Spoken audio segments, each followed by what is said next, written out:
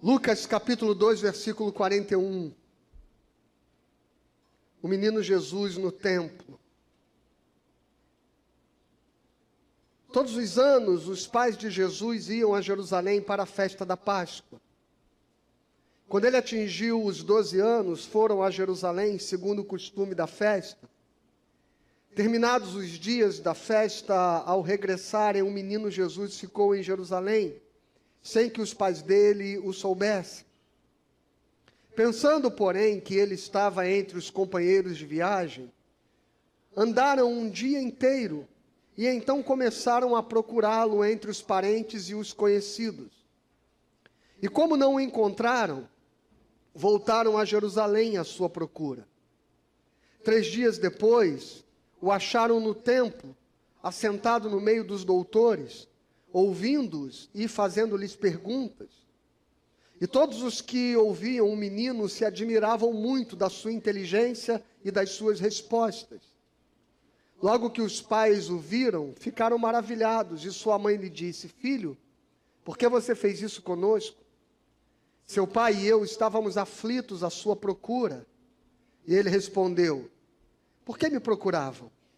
Não sabiam que eu tinha de estar na casa de meu pai? Não compreenderam, porém, as palavras que lhes disse. E voltou com eles para Nazaré e era submisso a eles. E a mãe dele guardava todas estas coisas no coração. E Jesus crescia em sabedoria, estatura e graça diante de Deus e dos homens.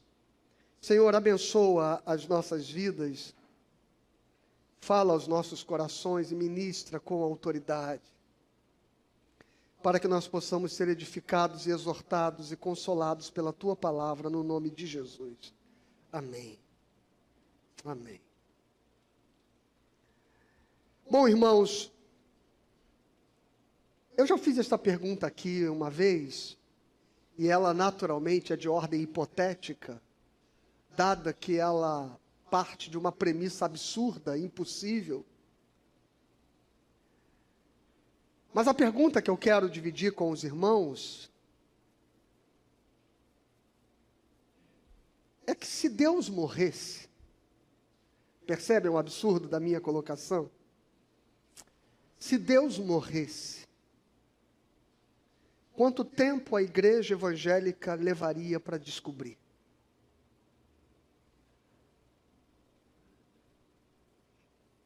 Sabe por que eu estou dizendo isso? Porque nós nos tornamos expertos em eventos. Nós nos tornamos mestres das performances. Nós nos tornamos especialistas em trabalhar as emoções. Nós nos tornamos habilidosos nos discursos motivacionais de autoajuda. De modo que é possível, hoje, fazer uma igreja funcionar sem que Jesus esteja lá.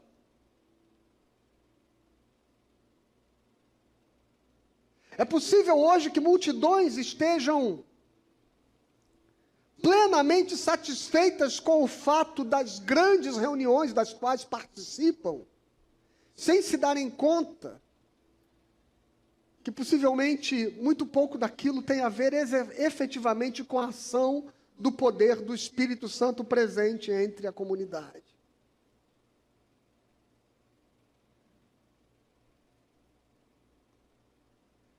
Porque nós transformamos essa experiência toda de Deus em alguma coisa que a gente conseguiu padronizar e transformar num produto. E oferecer este produto para as pessoas. E o público frequentador das igrejas se tornou cada vez mais gente consumidora de um serviço do qual se exige cada vez mais especialização, tecnologia,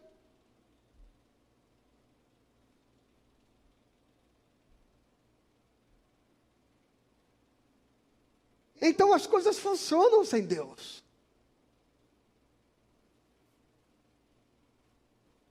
Aliás, tem gente por aí que nada tem a ver com Deus, que nos seus eventos de autoajuda, de coaching, porque a igreja se tornou tão perspicaz na manipulação da mente e no sugestionamento das pessoas, que ele tenta até fazer paralítico andar. Como se culto fosse.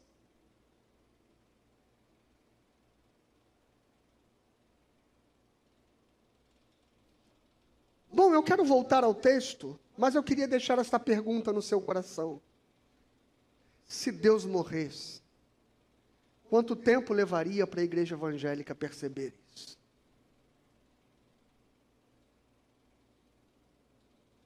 Quantos anos os cultos continuariam acontecendo?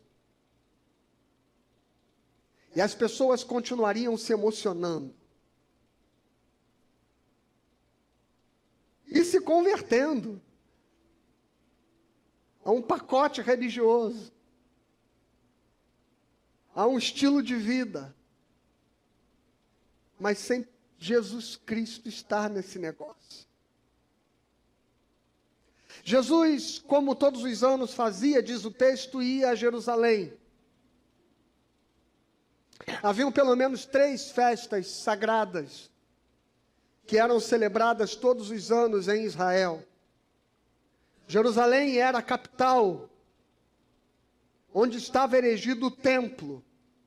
Era o lugar central de culto do povo de Deus.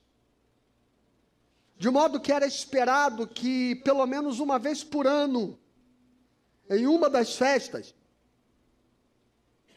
cada judeu pudesse migrar de suas casas, onde quer que vivessem, onde quer que morassem, para estar em Jerusalém e cultuar e oferecer sacrifícios em Jerusalém. E esse era um costume rotineiro da família de Jesus. Ir para Jerusalém, todos os anos.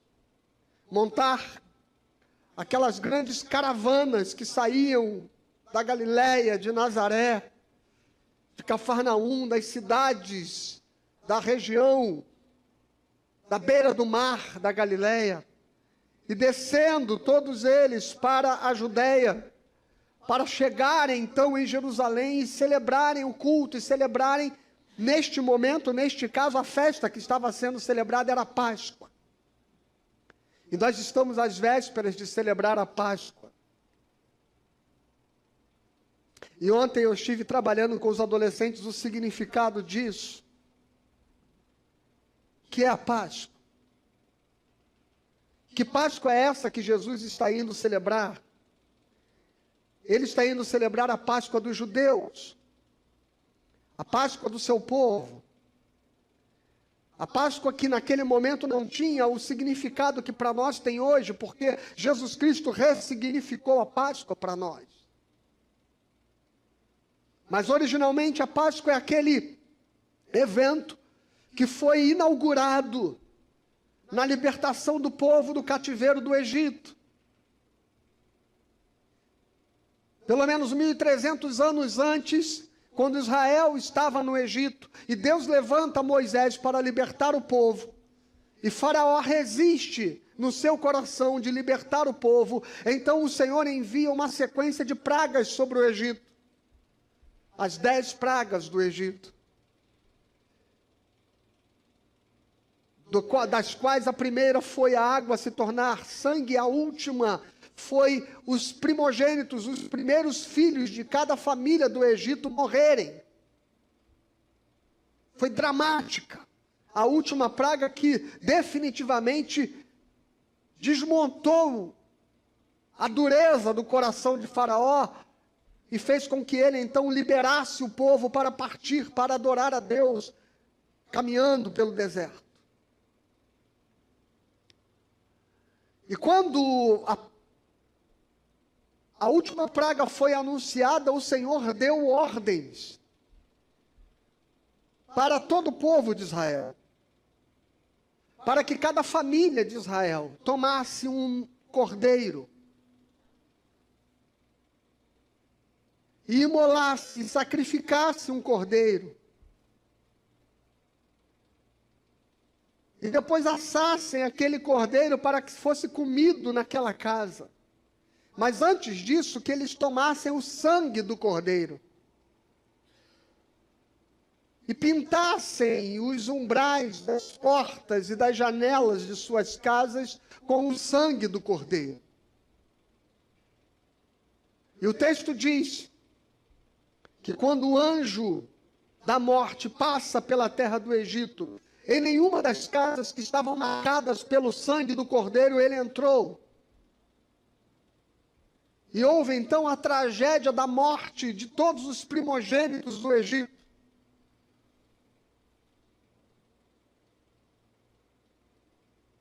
Menos os dos filhos de Israel, porque estavam protegidos pela marca do sangue do cordeiro. E então Israel foi liberto, e passando pelo Mar Vermelho, ganhou o deserto, e iniciou a sua caminhada em direção à terra prometida. E este evento do cativeiro e da libertação passou a ser o evento fundante da história deste povo com Deus. E por ter sido o evento fundante, um evento que marca uma passagem, porque a palavra Páscoa vem de Pesach, que significa exatamente passagem. O evento que marca esta passagem do estado de indigência e de escravidão para se constituir um povo que passou a ser conhecido como o povo de Deus na história. Este evento de passagem passou a ser chamado de Páscoa. E passou a ser celebrado naquele mesmo período todos os anos, no 14º dia do mês de Nissan. Todo o povo de Israel imolava de novo um cordeiro. E comia aquele cordeiro com pães sem fermento, com pães ázimos. E tomavam vinho.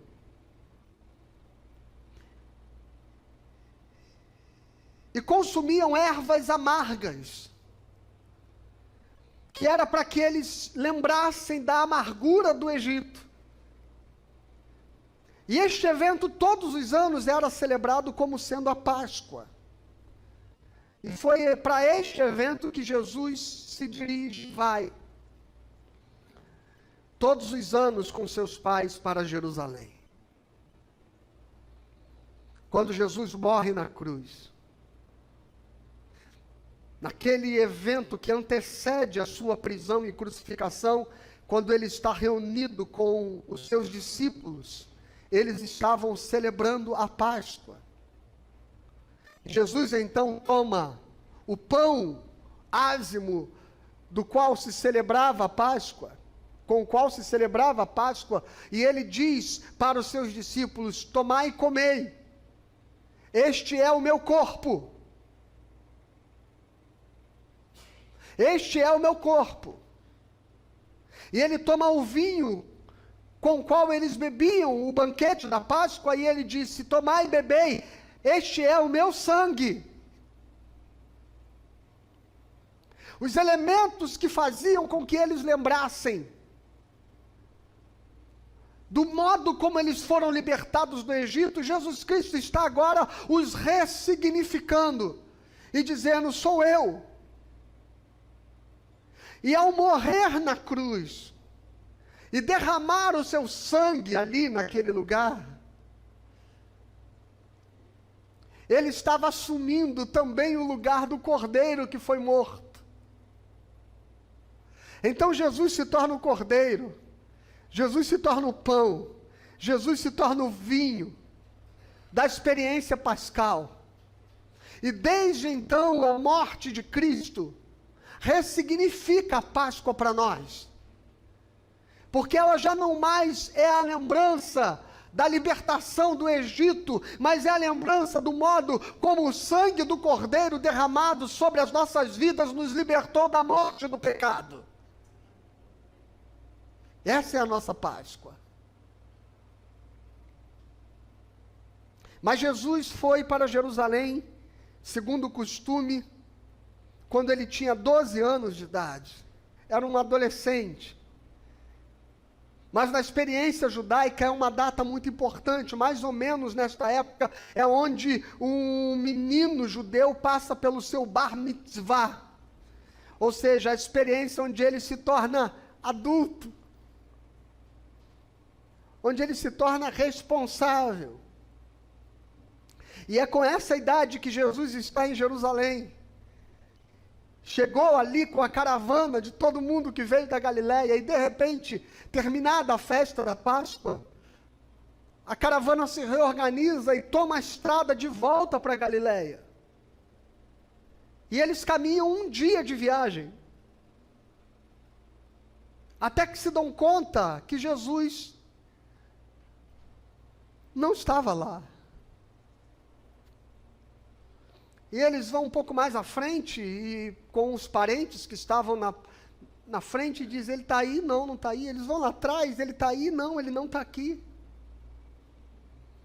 Eles haviam acreditado que Jesus estivesse em alguma parte da caravana, com algum parente, com algum primo, com alguém, com outro grupo de adolescentes que estivesse caminhando junto, mas se dão conta que Jesus não estava lá.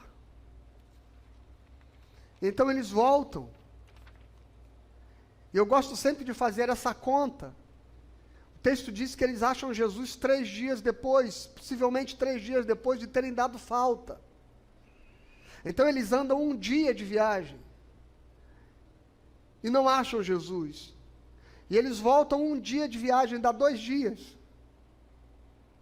E eles passam mais um dia ainda procurando Jesus em Jerusalém, até encontrá-lo no templo. Dá 3 dias completos, onde eles procuraram Jesus. E a segunda pergunta que eu quero fazer a você é: onde nós perdemos Jesus no caminho? Onde nós podemos perder Jesus, sem que a gente se dê conta que o perdeu?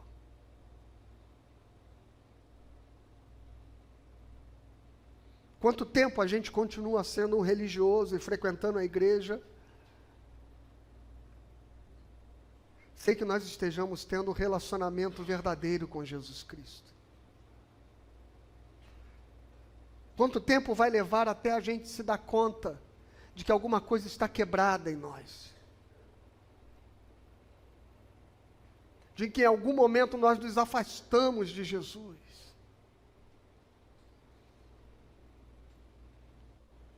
E quando eu leio esse texto, eu sempre me pergunto ao meu coração: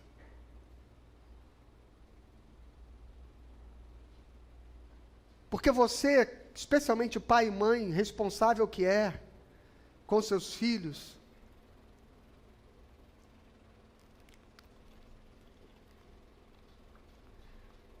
você deve julgar que seja um absurdo que esses pais tenham perdido um filho de 12 anos numa cidade grande, sabe? É como se a gente saísse para viajar com a família.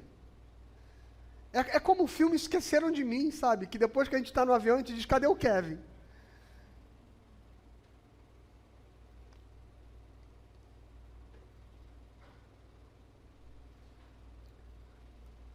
Como foi que José e Maria perderam Jesus? Como foi que nós perdemos Jesus? Onde foi que nós esquecemos Jesus? Em primeiro lugar, que o texto diz que eles vão procurar Jesus, porque eles acreditam que tinham perdido Jesus ali, é na multidão. Sabe, é muito fácil perder Jesus na multidão. É muito fácil vir a este lugar onde tem um monte de gente, e onde a gente canta, e onde tem um ambiente que a música vai aconchegando o nosso coração, vai elevando a nossa alma. É muito fácil chegar neste lugar e a gente deduzir que Jesus está aqui. Mas é muito fácil a gente entrar e sair sem que isso seja uma experiência autêntica e verdadeira com Jesus. Que seja uma experiência apenas com as coisas. Hoje nós vivemos um momento complicado no Evangelho brasileiro. Porque as multidões que se reúnem dão a sensação de que as pessoas estão caminhando com Jesus.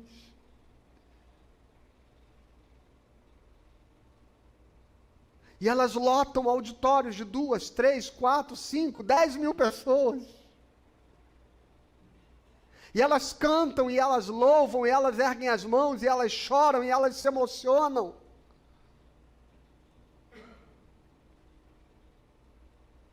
Mas quando a gente encontra estas pessoas e tenta procurar Jesus nelas, parece que ele não está lá.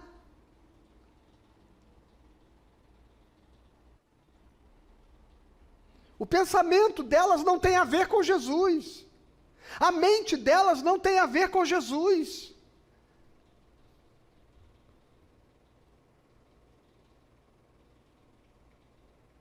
A gente não encontra o amor de Jesus.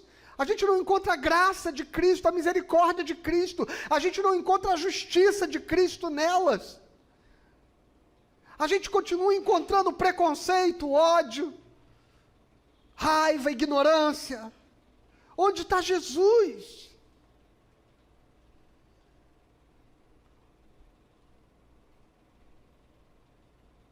Será que a gente não está frequentando cultos achando que Jesus está ali? Porque tem muita gente ali que diz que ele está por ali, mas ele não está efetivamente se relacionando com você. E você, ou melhor, você não está efetivamente se relacionando com ele.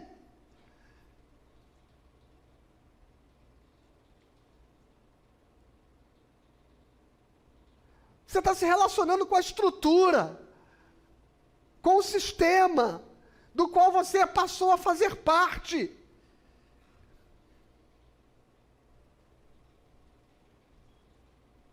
Hoje nós vivemos um tempo de anonimato das pessoas dentro das suas comunidades, sabe?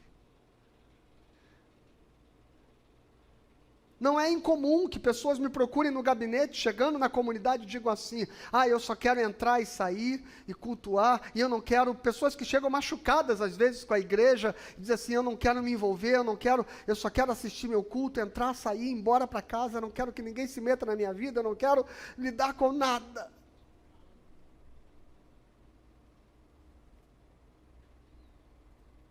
É um modo da gente ser multidão, sabe? Mas a gente não encontra Jesus sendo multidão ou estando com a multidão. Jesus não está na multidão. E aí eu lembro da história daquela mulher com fluxo de sangue. Que Jesus caminhava e a multidão apertava Jesus, e muita gente tocava em Jesus, e muita gente encostava em Jesus, e as pessoas espremiam Jesus. Quando Jesus pergunta: quem me tocou? Porque aquela mulher havia tocado na orla das suas vestes, os discípulos dizem: mestre, uma multidão te espreme, e você diz: quem me tocou? Percebe como é tão significativa essa experiência? Porque tem uma multidão que encosta em Jesus, mas que não carrega nenhum significado isso.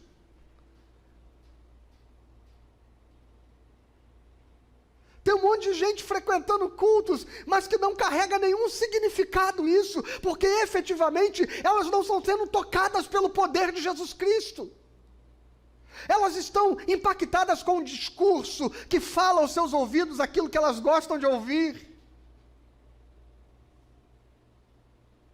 E é por isso que cada vez mais as igrejas se organizam em torno de um tipo de classe social, sabe? Porque é um discurso que atende a determinada perspectiva de vida. E agora as igrejas estão se organizando dentro de uma perspectiva ideológica até.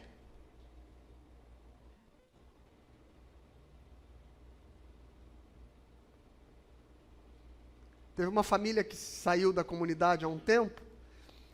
E depois de um tempo alguém encontrou essa pessoa e ela disse: e aí, como é que você está na igreja nova? Ela falou: agora a gente está bem, né? O pastor lá é de direita, pô. Muito legal.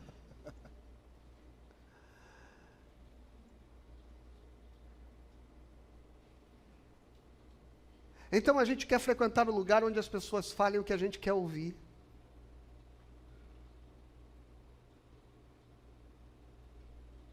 É como uma multidão que esbarra com Jesus, mas que não tem nenhum impacto da sua presença.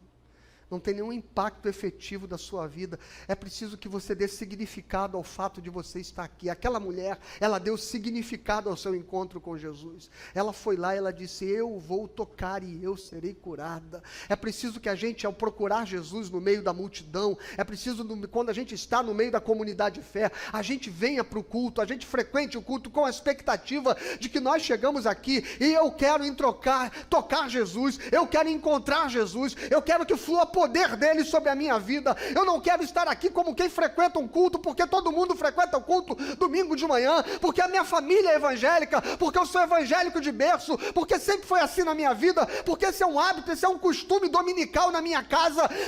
Não transforme isso num hábito de acompanhar a multidão, porque isso não muda a sua vida. O que muda a sua vida é que você efetivamente queira encontrar Jesus, tocá-lo e ser impactado pelo seu poder. E busque o poder de Jesus Cristo.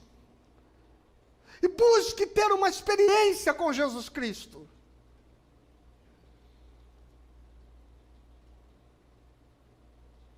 Porque é quando a gente não é só mais um na multidão. É quando o nosso coração efetivamente quer ver Jesus. Como Zaqueu,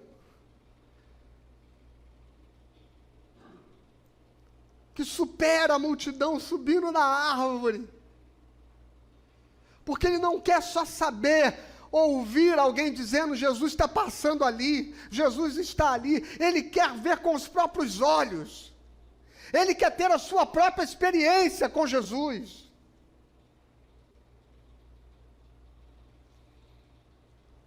E Jesus então se apresenta para ele. Zaqueu, hoje eu vou pousar em tua casa. A gente pode perder Jesus muito fácil, achando que Jesus está na multidão, sem que a gente esteja tendo experiência com ele, sabe? Eles caminharam um dia inteiro, sem se dar conta que Jesus não estava. Até que perceberam. Até que em algum momento falavam, e cadê Jesus? Está faltando alguém?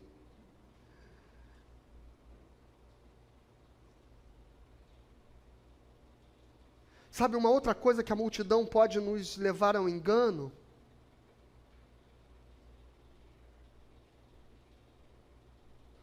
E eu volto a dizer, esta impessoalidade que tomou conta da nossa experiência religiosa, muitas vezes.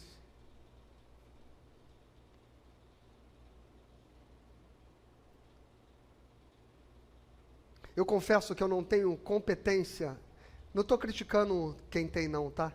Pelo contrário, eu é que não tenho a competência adequada para ser pastor de multidões. Não tenho, confesso que não tenho.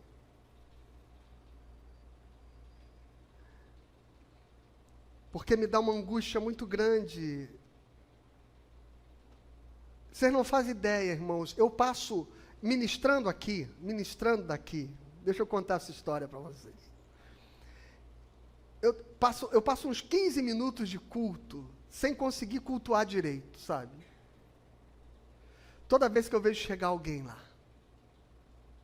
Toda vez que alguém está entrando e eu fico olhando os rostos na comunidade. E me dá uma aflição, entrou 2 casais hoje ali, que são membros da igreja, com quem já conversei, já estivemos no gabinete, já trocamos figurinhas, e eu falei assim, Jesus, qual o nome deles? Eu estou aqui cantando, ministrando, eu estou assim, qual o nome deles? Falei, Jesus, quando eu for falar com eles, como é que eu vou fazer?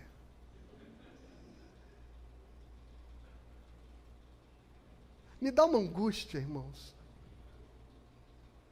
Me dá uma angústia. Eu estava num congresso uma vez de casais, lá em Águas de Lindóia, e tinha umas 4.000 pessoas no auditório, e tinha um pastor pregando. E ele chegou e falou assim, eu sou pastor da igreja tal e tal. Quando ele falou isso, um grupo que estava sentado assim, no canto, um grupo assim de umas 15, 20 pessoas, sei lá, fez igual aqueles programas de auditório, né? Com a caravana, né? Do Silvio Santos fazia muito isso, né? A caravana de Taboão da Serra. Então, quando ele falou, eu sou pastor da igreja tal, aquele grupo fez assim, Êêê!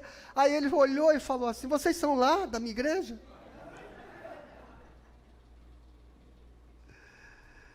Eu não tenho competência para isso. Ele é pastor de uma das maiores igrejas em São José dos Campos, uma igreja enorme. Naquela ocasião, a igreja tinha mais de 4.000 membros. Eu não tenho competência para isso. Me dá uma angústia esse negócio. O que eu quero dizer com isso, irmãos? É que a gente corre o risco de nos confundir, porque na multidão todo mundo se parece, todo mundo é igual.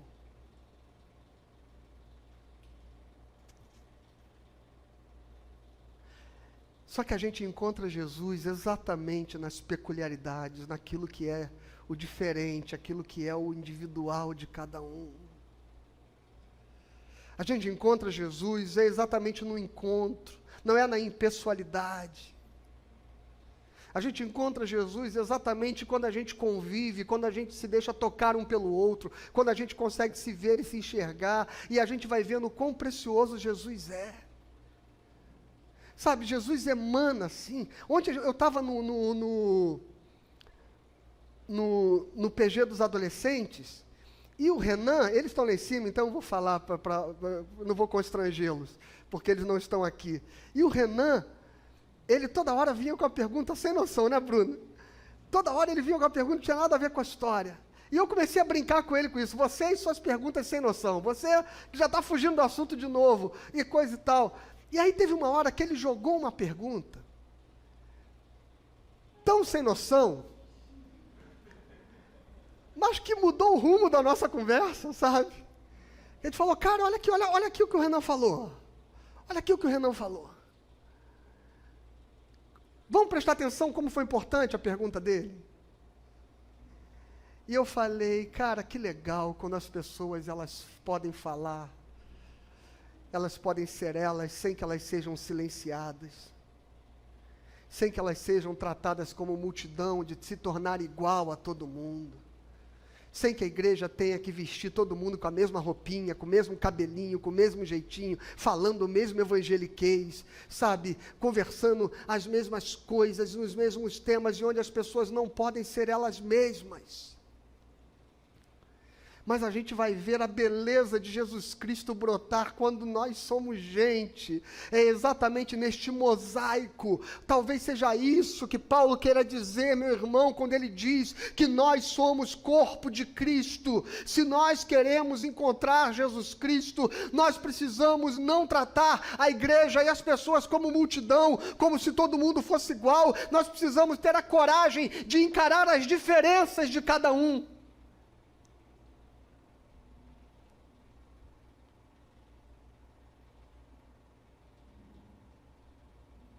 Eu me sinto absolutamente derrotado, frustrado, sabe? Quando há rupturas nos relacionamentos da igreja e da comunidade de fé, porque uma pessoa é diferente, porque uma pessoa é difícil, porque uma pessoa é estranha. Eu me sinto frustrado quando isso acontece, e às vezes é inevitável, mas frustra o meu coração, porque nós cristãos deveríamos ser capazes de encontrar e de enxergar Jesus nas pessoas, sejam quais forem os seus problemas, as suas dificuldades, as suas diferenças, as suas estranhezas, as suas esquisitices, porque Jesus está entre nós e nós precisamos ter coragem de enxergá-lo no outro.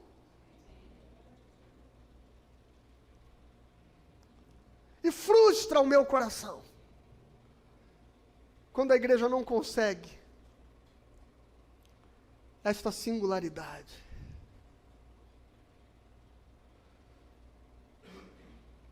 Uma outra coisa que quando eu leio esse texto eu digo que é fácil a gente perder Jesus, é quando a gente está tomado pela rotina. A gente se acostuma com a rotina. Quando eu leio esse texto dizendo todos os anos eles iam e vinham. Todos os anos eles faziam a mesma coisa. Durante 12 anos, eles foram com Jesus, voltaram com Jesus, foram com Jesus, voltaram com Jesus, foram com Jesus, voltaram com Jesus, foram com Jesus, voltaram sem Jesus.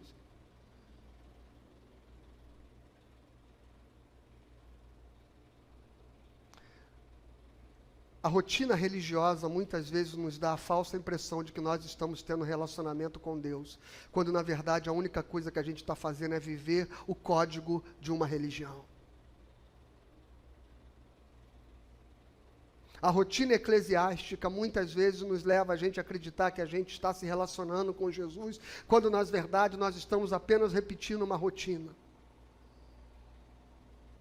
Se a gente não cuidar do nosso relacionamento pessoal e individual com Jesus, a gente corre o risco de acreditar que a nossa rotina é o nosso relacionamento com Jesus. E talvez seja por isso que depois de um tempo, depois de alguns anos, veja, as estatísticas atuais dizem que o tempo médio de uma pessoa hoje permanecer numa comunidade evangélica é de 2 anos. E aí ela muda de igreja.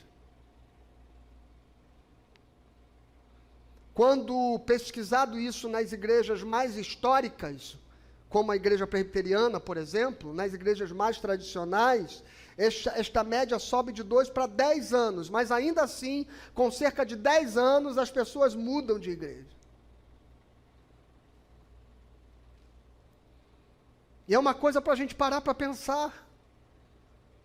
Por que que depois de um tempo a gente começa a ter uma sensação de incompletude, de insatisfação com aquele lugar onde a gente está? Quando foi que a gente perdeu Jesus?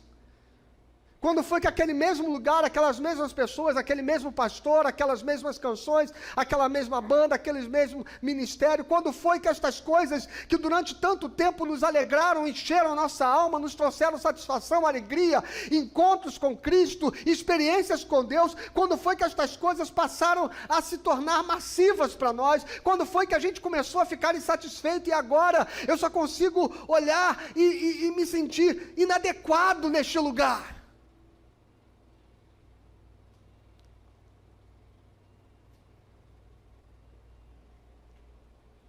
Talvez seja porque a gente não percebeu o quanto a rotina de fazer as coisas nos afastou do verdadeiro motivo de nós estarmos aqui.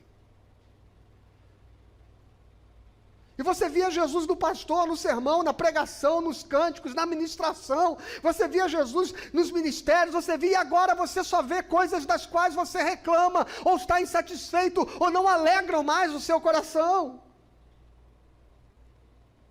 Rotina, rotina. E rotina, e rotinas cansam, e rotinas, num determinado momento, elas enfadam, e rotina, num determinado momento, elas saturam, e quando a gente satura, a gente diz assim, acho que eu preciso de novos ares. Na verdade, em algum lugar você perdeu Jesus.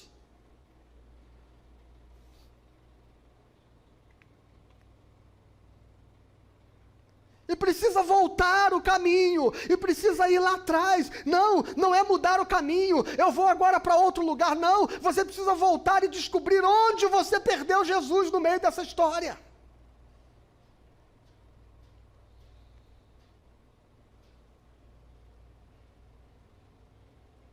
Onde o seu ministério deixou de ser uma experiência com Deus na sua vida para passar a ser um cargo que você exerce na comunidade.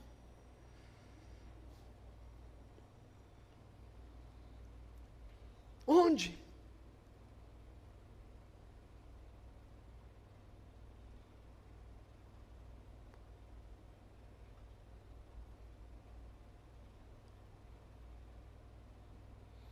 Eu sei que em algum momento, quando a gente prega, as pessoas dizem assim, pastor está falando para mim. Eu não estou falando para você não, eu estou falando em primeiro lugar para mim.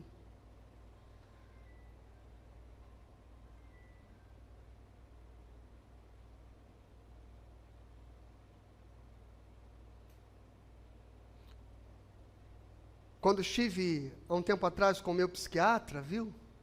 E ele é um presbítero da igreja presbiteriana Betânia, a grande igreja Betânia de Niterói. E abri meu coração para ele um dia sobre o meu cansaço, sobre a minha exaustão, sobre os meus desânimos, sobre as minhas tristezas, sobre as minhas ansiedades. E ele olhou para mim e falou assim: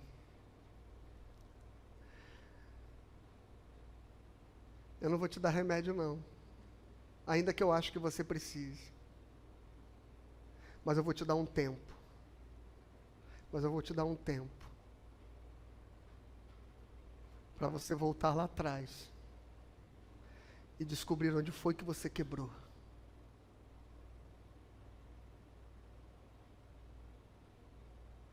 Eu vou te dar um tempo para você refazer o seu relacionamento com Deus. E foi tão boa aquela conversa. E foi tão boa aquela conversa. Cuidado para que a rotina não te afaste de Jesus. E você passe a fazer as coisas de forma mecânica, de forma repetitiva, de forma corriqueira, de forma odierna, sem que você entenda que você precisa buscar uma experiência com Deus.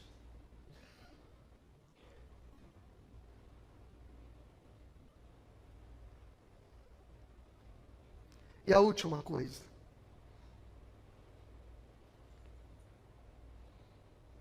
Depois que eles voltaram para Jerusalém, eles foram procurar Jesus em alguns outros lugares que não no templo. Fica claro isso para mim quando Jesus diz: por que vocês me procuravam? Vocês não sabiam que eu estaria na casa de meu pai? Ou seja, isso significa que eles andaram procurando por ele em muitos outros lugares, quando o primeiro lugar onde eles deveriam procurá-lo era no templo. E talvez você esteja se perguntando, depois de tudo que você ouviu nesta manhã: pastor,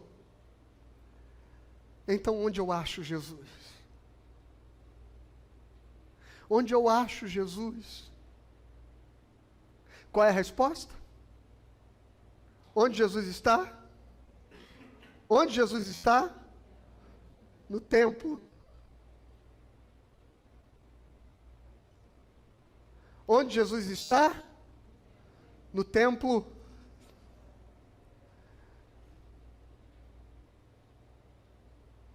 Jesus está no templo.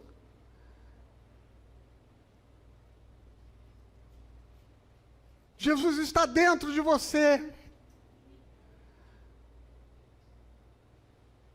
Pare de buscá-lo nas coisas, nos objetos, nos ritos. Porque você vai encontrá-lo quando você voltar a orar, mergulhando para dentro do teu coração, sabendo que Ele está com você. Ele nunca deixou de estar no lugar onde Ele sempre teve que estar. Ele está na casa do Pai. Não sabeis vós que vocês sois templo do Espírito Santo de Deus? Volte a olhar para dentro de você e buscar a Jesus Cristo em oração. E você vai encontrá-lo. E quando você encontrá-lo, o texto diz: então Jesus foi com eles para Galiléia. Aí você pode continuar o caminho. Mas não continua nessa estrada, se você não tiver certeza que você está caminhando com Cristo. Volta, para, retrocede, não importa o que você tenha que fazer, mude alguma coisa, mude o rumo, mude a direção, porque você não pode continuar sem Jesus. Que Deus abençoe a sua vida. Que Deus ilumine o seu coração. Que Deus conforte a sua alma.